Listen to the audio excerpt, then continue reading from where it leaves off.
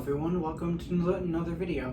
So today I'm going to talk about why accessibility is important for people with disabilities. So let's talk about the accessibility in society first. So there's a very big lack of education around disability and accessibility because people are afraid. They're scared to and they discriminate against us because they don't know, they only know their own kind, which is the able-bodied world. They don't know much about disability, and that's why it's our job, not just our job, but also their job to educate themselves too, as well as us educating them as best to our abilities. There needs to be more opportunity, like job opportunity. We need to be more presented in media.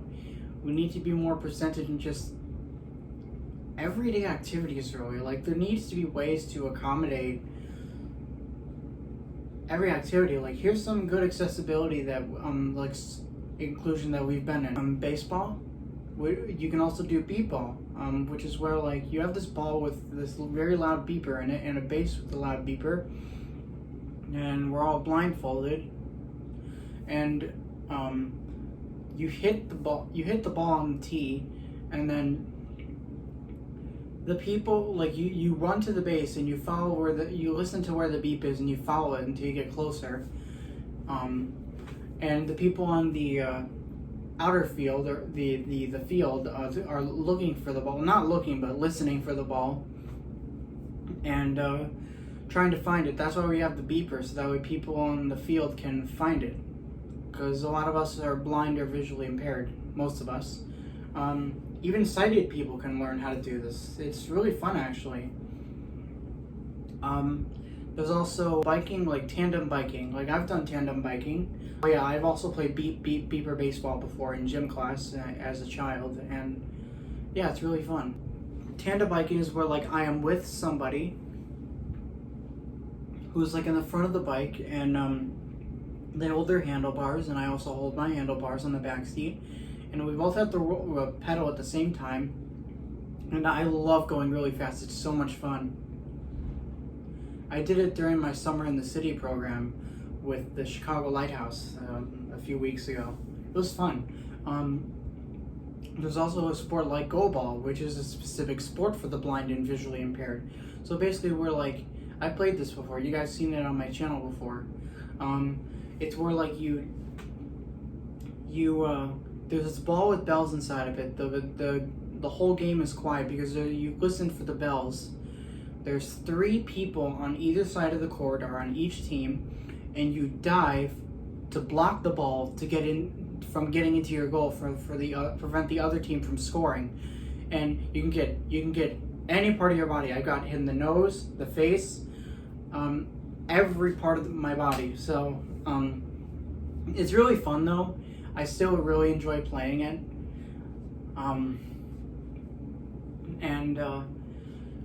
Yeah, and also we have to listen for the ball coming too.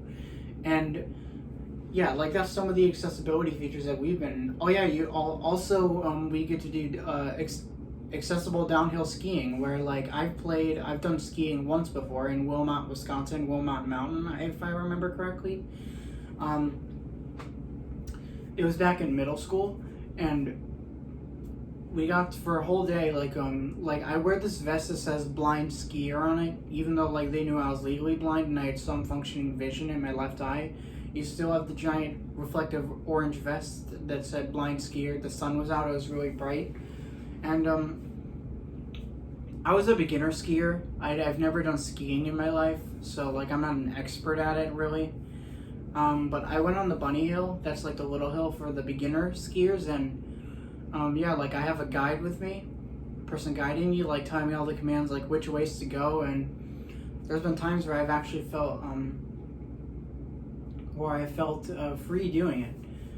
So they tell me to go left, right, wherever.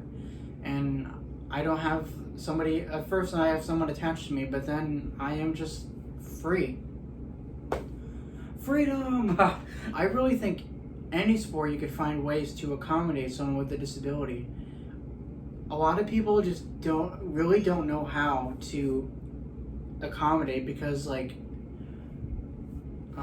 they just don't know. There's a very big lack of education, as I said. It really needs to be an important conversation, but sadly we focus so much on the medical model of disability, which is a good thing to a certain extent, but I really think we need to focus more on the social model too, because like the social model needs to be looked at more. And I can't say this enough, I'm going to keep saying it, that people also need to stop discriminating against us and saying that we're not good enough just because they think that we can't do something. They focus so much on what we can't do. And that's another problem with the medical model. People focus on what we can't do. And I would argue that, I would say that social model is better, and I feel like and to anybody out there, please keep an open mind and try to educate yourself, because it's really going to help all of us with disabilities, as in the disability community as a whole. Don't undermine us. Don't say we're not good enough, because we are very capable of doing it. We know how to accommodate ourselves, and we also will help you understand like how we're going to accommodate ourselves, because we have mobility aids to help us reach our fullest potential. I could do things like go on my phone and like make the color contrast bigger, or like the color contrast better for me, the brightness, use voiceover for my iPhone, which talks over everything that I read. Like I just scroll on my phone and it just talks to me with a voice. And I could also make the font size bigger. I could turn it to bold text too. It's really beneficial. Also, like I can go on my computer, I can blow up the screen I have a touch screen, I could blow it up, zoom in on the print and everything so I could see it.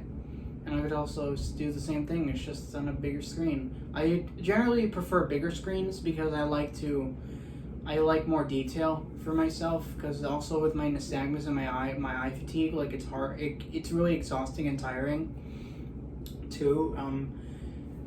And there's websites that are accessible, but also there's ones that are just the exact opposite, because they don't think that we belong and they don't think of us. Like people really need to step it up and just educate themselves, because like that's the whole point. Like education will help us break down those barriers, stereotypes, misconceptions, everything in all aspects of life in our society. So yeah, that's just my opinion on what accessibility means to me and what really needs to change in our society. So for anybody who's watching out there who's new to me, hi, my name is Christian. I'm legally blind and I'm 20 years old.